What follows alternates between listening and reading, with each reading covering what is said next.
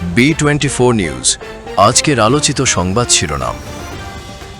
বিশ্বকবি রবীন্দ্রনাথ ঠাকুরের ১৬৫তম জন্মবার্ষিকীতে গভীর শ্রদ্ধা জানিয়েছেন প্রধানমন্ত্রী তারেক রহমান। তিনি বলেছেন, বাংলাদেশের মহান মুক্তিযুদ্ধে রবীন্দ্রনাথের গান বাঙালির মনে জুগিয়েছিল সাহস, শক্তি আর স্বাধীনতার প্রেরণা। যুক্তরাষ্ট্রে নৃশংস হত্যাকাণ্ডের শিকার ইউনিভার্সিটি অফ সাউথ ফ্লোরিডার পিএইচডি শিক্ষার্থী নাহিদা সুলতানা বৃষ্টির মরদেহ শনিবার দেশে পৌঁছাবে। দেশের বিভিন্ন অঞ্চলে আজ বজ্রসহ বৃষ্টির সম্ভাবনার কথা জানিয়েছে আবহাওয়া অধিদপ্তর। একই সঙ্গে সারা দেশে দিনের তাপমাত্রা সামান্য বাড়তে পারে বলেও পূর্বাভাসে উল্লেখ করা হয়েছে। ভারতের পশ্চিমবঙ্গের নির্বাচন পরবর্তী পরিস্থিতিতে বাংলাদেশের দায়িত্ব ও সতর্কতা আরও বেড়েছে বলে মন্তব্য করেছেন জাতীয় নাগরিক পার্টি এনসিপির আহ্বায়ক নাহিদ ইসলাম। পশ্চিমবঙ্গের এই নির্বাচনের ফলাফলের পরে বাংলাদেশের দায়িত্ব অনেক বেড়ে গিয়েছে। বাংলাদেশকে দায়িত্বশীল আচরণ করতে হবে।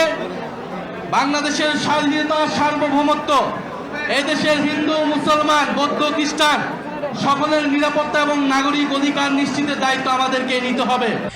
বিএনপি বর্তমানে আওয়ামী লীগের দ্বারা হাইজ্যাক হয়ে গেছে এমন বিস্ফোরক মন্তব্য করেছেন জাতীয় নাগরিক পার্টি এনসিপির দক্ষিণাঞ্চলের মুখ্য সংগঠক হাসনাত আব্দুল্লাহ। এই বিএনপি হচ্ছে হাইজ্যাক হয়ে গিয়েছে আওয়ামী লীগের দ্বারা। BNP is hijacked. ভারতের পশ্চিমবঙ্গে বিজেপির নেতৃত্বে নতুন সরকার গঠনের প্রস্তুতি এখন চূড়ান্ত পর্যায়ে। আগামীকাল শনিবার কলকাতার ঐতিহাসিক ব্রিগেড প্যারেড গ্রাউন্ডে অনুষ্ঠিত হবে নতুন মন্ত্রিসভার শপথ গ্রহণ অনুষ্ঠান। তামিলনাড়ুর রাজনীতিতে তৈরি হয়েছে চরম অচলাবস্থা।